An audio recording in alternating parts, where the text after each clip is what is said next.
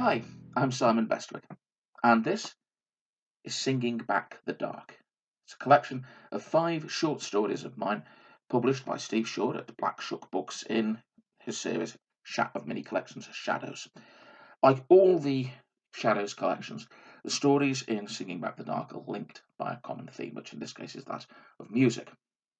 So in And All the Souls in Hell Shall Sing, a recluse is besieged on Christmas Eve by a very unusual group of carol singers. My psychic detective, Paul Hearn, visits his musician father and encounters a sinister and mysterious supernatural evil in Effigies of Glass.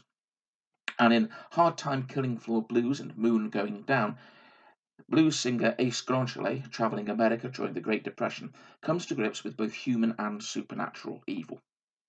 But the story I'm going to read to you is the first story in the collection, where Grant, a middle-aged man, is having a very bad day. As if his wife walking out on him isn't bad enough, when he goes rambling on the moors to clear his head, he hears the psalm.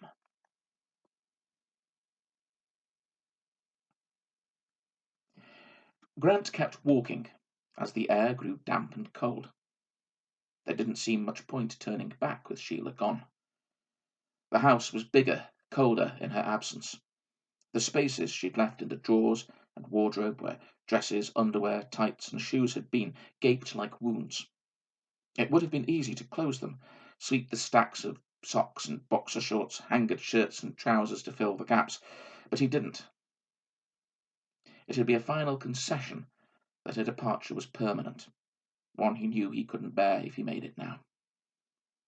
The moor stretched ahead, behind, on either side.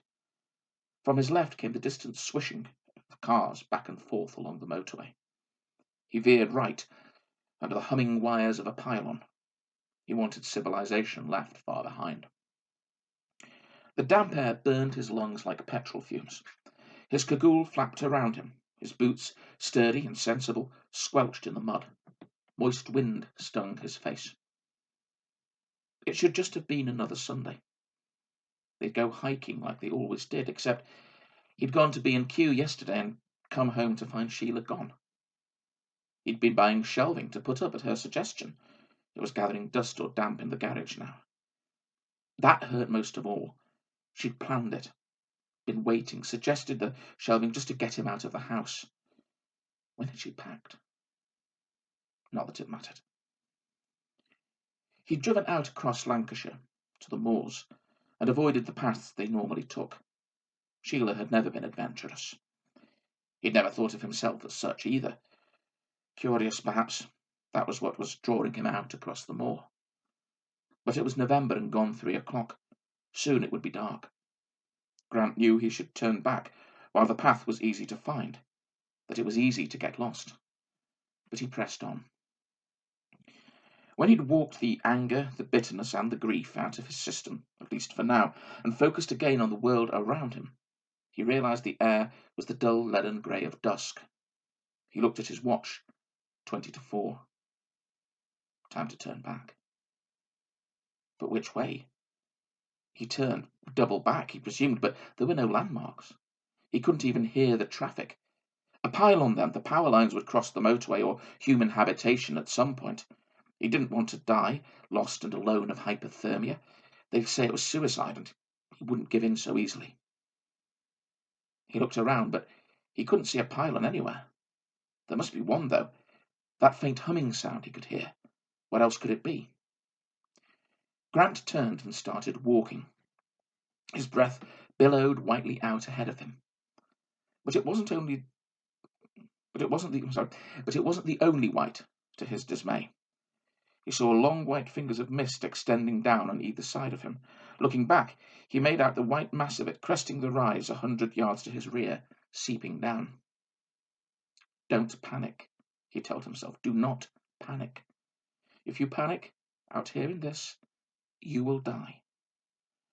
He started walking faster, back the way he'd come. But was it the way he'd come? The ground was slippery and uneven. Could he have negotiated this without being aware of it, on autopilot? It didn't seem possible. Uncertainty made him falter. He stopped, turned around, trying to get his bearings in the shrinking landscape. He listened through the blanketing mist, trying to hear something, the pylon's hum, distant traffic, anything. He took a half step back, and the ground slid under him. With a yelp, he pitched backwards, arms flailing, body curling inward so as not to hit his head. He landed on his side. The earth knocked breath from his body, and a protrusion of rock clipped his hip bone. His cry was only faint because he was winded. The pain was shocking and excruciating, almost numbing in its intensity. Grant slid and rolled, arms and legs scrabbling for balance, trying to slow the descent. He'd no idea where the slope ended up, couldn't see from this angle. For all he knew, it dropped straight into some deep gully carpeted in bare stone. Luckily it didn't. He landed in mud and soggy grass at the bottom of the slope, but slid further into a sort of ditch. He half slipped, half rolled his way down, and came at last to rest on flat ground. He managed to stand, chest burning, hip throbbing. Which way? Which way? He couldn't tell. The mist was everywhere, wrapping him tight, mummifying him in damp air. Mist distorts sound as well. The faint humming of the pylon, his one lifeline to the world, seemed to come from all around. He must not panic. Grant tried to gauge which way the ground sloped. If he could reach higher ground, he'd have a chance of seeing something. The motorway, or even a farmhouse. Surely he could beg shelter and warmth there. One thing was certain, he couldn't stay put. He guessed at the direction of the incline and started walking. Sure enough, the ground steepened, and, as if in encouragement, the humming grew louder, although with no sign of the pylon through the mist. Only, was it a pylon? He couldn't be sure now. Pylons hummed all right, but you usually had to be quite close to hear them, certainly within sight. He looked up. Beyond the mist, the sky was a dirty dishwater grey, sullen and gravid, and uncrossed by wires. So what could he hear? It was louder now, a little clearer even through the mist. It grew clearer still as he gained height, and as it did, was it just his imagination that the mists were thinning? He made out its shape. The sound rose and fell. For a few seconds it was thinner, quieter, and then for the same much of time it swelled, louder. It was the only way to describe it. It sounded strangely familiar, but from where? The mists were definitely thinning. Through the whiteout, the brow of a hill disclosed itself. The path was much steeper now, but Grant forced himself onwards, towards the clear spot. The hum rose and fell, rose and fell. Something skittered and rustled below him, but when he looked back, the mists were inscrutable. Probably just an animal of some kind. Even so, he turned and walked faster. At times it seemed that the path, ever steeper, would never reach the top, but he kept going. All he had to measure his progress by was the hum. It got louder and clearer as he went, and in doing so it heartened him, pushing him further on. At last he reached the top. The landscape was pale and spectral. Hills were hulking shadows in white veils of mist, the sky blackening, the light stealing away quickly now. But through the mist, some of the closer hills seemed to be getting clearer. He prayed to the god of his childhood, long forgotten and discarded, that the mist might be receding. His lungs burned, his legs shook, sweat trickled down his back. God, I am unfit. Or just old, perhaps, or at least getting there. His hip throbbed dully, with what would surely be a spectacular bruise soon enough. The mist was like a retreating, hopefully, sea, lapping around the peak he was on. He looked out across it, trying to hear the traffic, make out a pylon even, but he couldn't. How far had he walked? All he could hear was the humming sound. It was clearer than ever now from where he stood. The humming wasn't an unbroken note, he realized. It sounded like words. That was where he'd heard something like this before. A television program on one of the Outer Hebrides. The religion was Calvinist, allowing no music except the human voice. A precentor sang the psalm's first line, the congregation sang it back. This sounded the same. The melody seemed flat, atonal, but perhaps that was the range and mist. A lone voice, then a chorus echoing it. A long way from the Hebrides, but still, a congregation, people, he could find them, shelter there. He looked around again, and on the slopes below, he saw a shape in the mist, thin, thinner than he'd seen anyone look outside footage of concentration camps, but human nonetheless. Grant shouted, arms waving. The figure stopped eerily still, then slowly turned. Although he couldn't see its face, he knew it was staring up at him. As a long, cold moment gathered and broke, Grant realized calling its attention to him had been a mistake. And as it began striding purposefully up the hill towards him, other shapes like it stole out of the mists. Grant turned. He could run back down the other side of the hill, but he was facing an impenetrable wall of white vapor, and something dark was moving in it, something long and thin, reaching out. Grant recoiled from it, almost fell back down towards the other figures. Far from retreating as he'd hoped, the mist was rising, but he was almost glad of that. It kept the half-dozen scarecrows making their slow but unrelenting ascent mercifully indistinct. With their long, spindly limbs, they resembled spiders, as did the shape he'd recoiled from, which was moving out of the mist, advancing towards him along the hill's brow. He turned and ran. The mist was still rising. At any moment something could step out of it in front of him. Grant clenched his fists and ignored the pain in his hip. Oh, for a good stout walking stick to lash out with, but he'd refused one out of pride. And pride goeth before a fall. On the slopes to either side, there were shapes in the mist. He refused to look behind him, at what might be coming. He didn't want to see how close it was, or worse, what it looked like. He didn't know where his conviction came from, that there would be far less flesh on its bones than there ever ought to be on a thing that moved. But while he badly wanted to be proven wrong, he didn't want to risk the alternative. The brow of the hill was thinning, running along a razor blade. Shocks of vegetation erupted in sprouts on either side, getting thicker and thicker. Thorn bushes, blackthorn was it?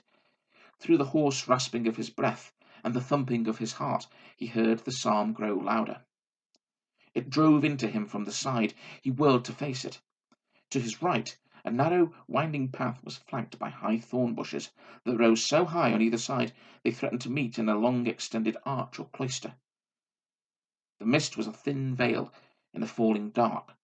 The sound welled in it like blood in a wound. Down there, somewhere, Grant saw a gleam of light. There was a rustling sound back along the ridge. Grant ran down the path, stumbling a couple of times, his own momentum carrying him on.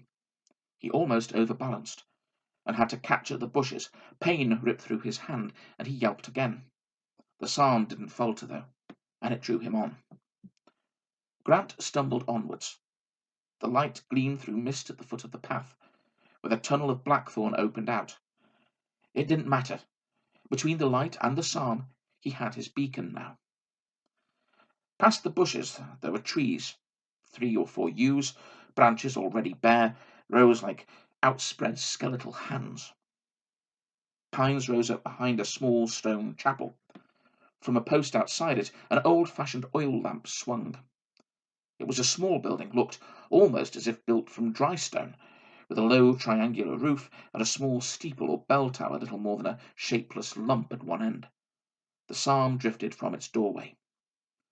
The door itself was warped and almost spongy to the touch, blotched with moss and even a small cluster of fungus. Rust flaked from the iron ring serving it for a handle. Grant pushed it wide, and the psalm ceased. The doorway opened out into a small, mean space.